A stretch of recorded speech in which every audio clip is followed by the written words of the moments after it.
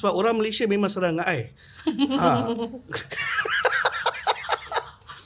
Aku sebagai orang India ni dah biasa dengan benda ni. Bukan sebab tadi dia orang ingat I either curi dia ke nak rompak dia ke.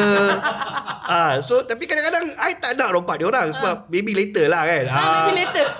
Tapi benda yang seram to I is sometimes being brown in this country. I'm not lying, especially to the Chinese listeners out there, Chinese people. I love y'all. But sometimes I don't know why y'all pakai kita untuk disiplin your budak-budak. Kan? You go to a Chinese family, confirm you tanya kru ni semua, okay?